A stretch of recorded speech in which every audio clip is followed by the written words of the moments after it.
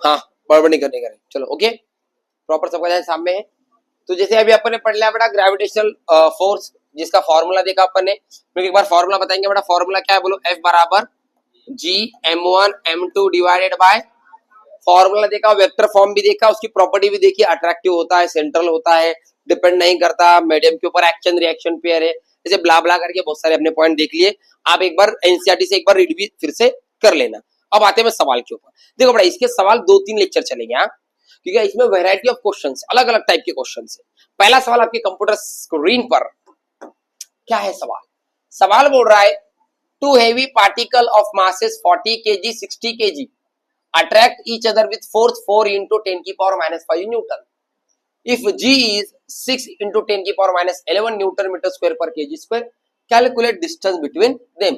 शर्म आएगी, एकदम सिंपल सवाल है, कुछ लॉजिक ज्यादा कोई टेंशन वाली बात नहीं है। सवाल आपको समझ में आ ही गया होगा कि नहीं आया? दो बॉडी है, कितने बॉडी है? दो, कितने कितने किलो का है? 40 किलो का और 60 किलो का। दोनों एक दूसरे को क्या कर रहे? अट्रैक्ट कर रहे। कितने फोर्स से कर रहे? वो भी गिवन है। पूछा क्या है बताओ, उसमें बीच में का डिस्टेंस कितना है? मतलब इस बार क्या पूछा? आर। दोनों को पलटी कर दे, आर स्क्वायर क्या आ जाएगा? जी m1 m2 बाय एफ। जी का वैल्यू उसने कितना बोला? 6 इंटू 10⁻⁻11। m1 कितना बोला? 40। m2 कितना बोला? 60। फोर्स कितना बोला बेटा? फोर्स 4 इंटू 10 की पावर -5। चलो मैथ लगा ले, मैथ लगा ले। 4 एकम 4, 4 दाए 40, बराबर है क्या? तो ऊपर क्या बचा? 6 इंटू 10 की पावर -11 और ये 60 इंटू 10 कितना? 600 डिवाइड बाय 10 की पावर -5। अब ये -5 ऊपर क्या हो जाएगा? मतलब ये 5 और ये 11 कितना बचा बेटा? 5 में से 11 का कितना बचा? माइनस क्या प्लस?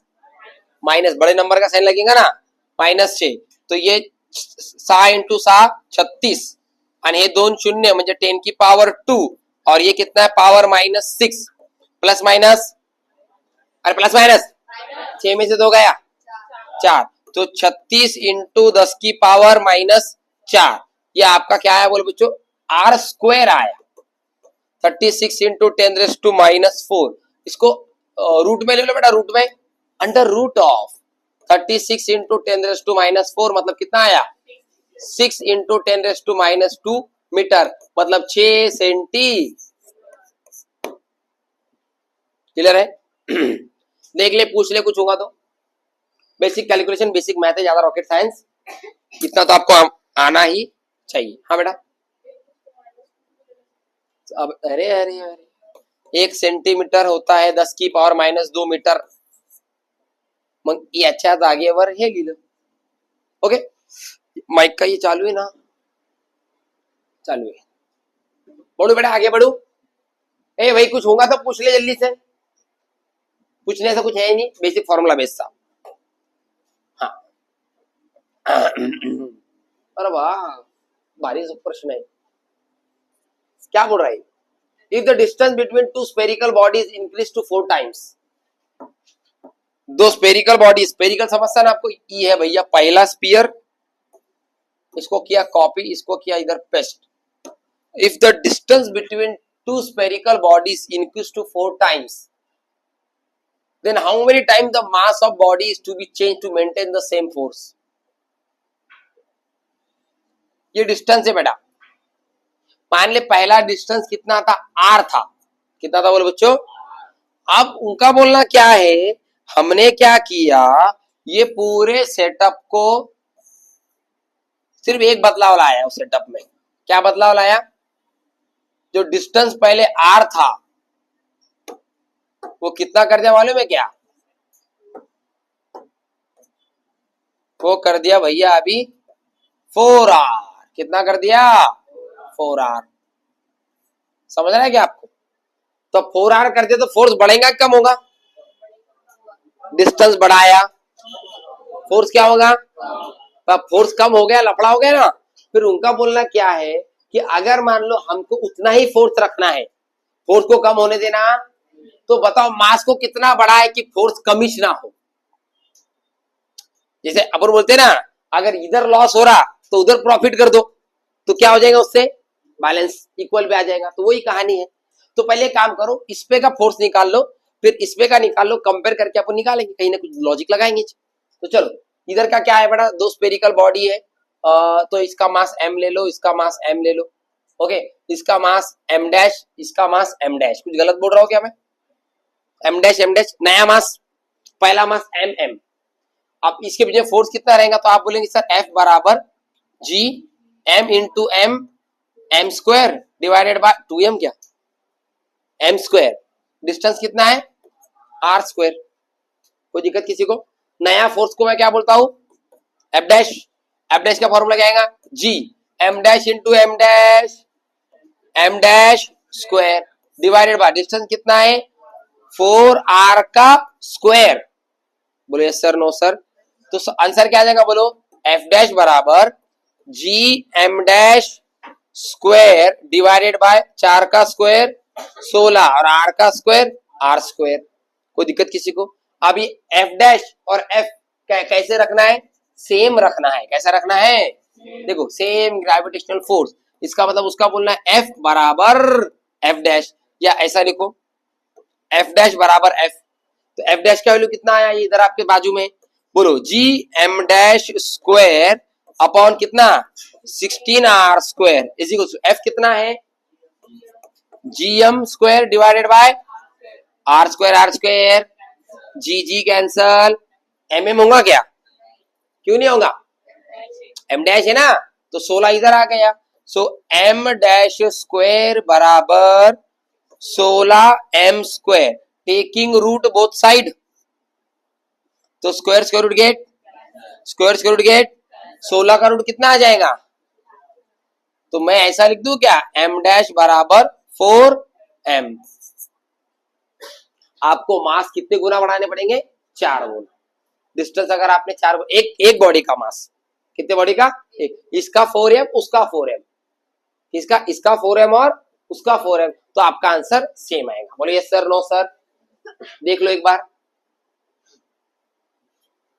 देखो उसने बोला बॉडी है, डिस्टेंस r है, फोर्स F है, डिस्टेंस को 4r कर दिया, तो बताओ नए मास कितना रहेगा, तो नहीं मालूम करके m डैश बोल दिया।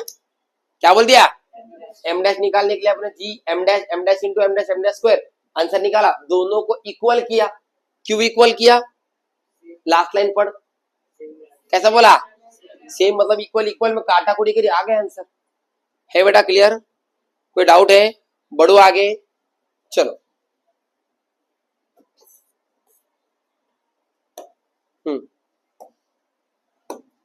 देखो दिख रहा है आपको सवाल, अच्छा सवाल है ये भी, दिख रहा है क्या, पढ़ू सवाल। चलो सवाल क्या बोल रहा है, the force between two object equal masses is F। दो बॉडी के बीच में का, दो ऑब्जेक्ट के बीच में का फोर्स जिसका मास कैसा है बेटा, मतलब मैं अगर बोलूं इसका मास m है, इसका मास भी m है, इनके बीच में फोर्स कितना है मालूम है क्या, F है। डिस्टेंस r बोल दूं क्या, तो फोर्स का फॉर्मूला क्या आ जाएगा, G mm divided by r square, ये गिवन है। आगे देखिए अपन, if 25% of mass of object 1 transfer to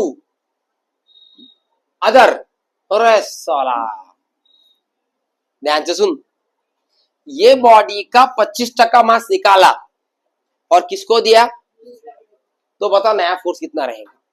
अब 25% समझ सके आपको, देख ले, सुन मेरी बात, बहुत इंपॉर्टेंट बात बता रहे, हर क्वेश्चन में काम आएंगी ये। अगर ये m है 100%,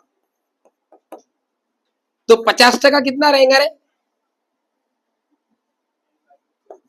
50% कितना रहेगा, 100% कितना है, तो 50% कितना रहेगा, 25% कितना रहेगा, m/4 करते कर बाबा, 1/4 म्हणजे 25%, 100 रुपए आपके पास, कितने रुपए, तो 25% कितना हो जाएगा, 25 रुपए।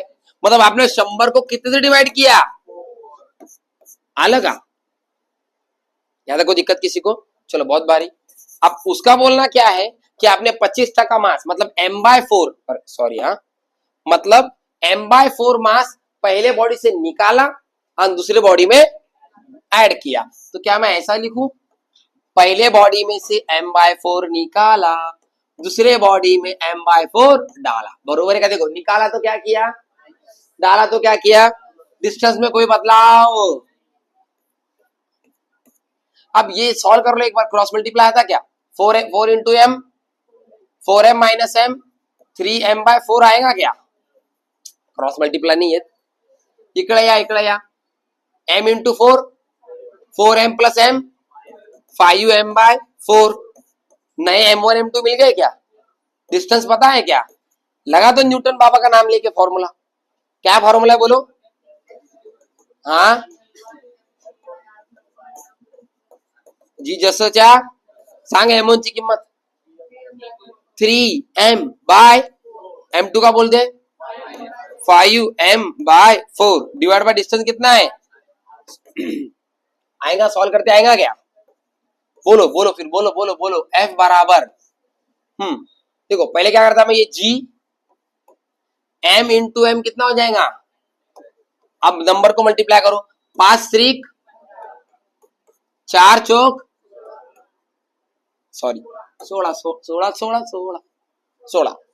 बरोबर है का? खाली किती है r²।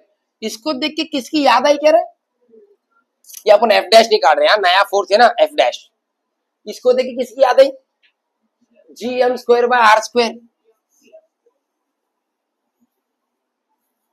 और ये है ना, ये तो f है, तो आपका f डैश कितना हो जाएगा, f मल्टीप्लाई बाय 15/16। तो जिस ऑप्शन में 15/16 f लिखा होगा वो है आपका करेक्ट ऑप्शन। समझा? कोई दिक्कत किसी को? देख लो, 2 मिनट टाइम लो, कोई घाई वाली बात नहीं है।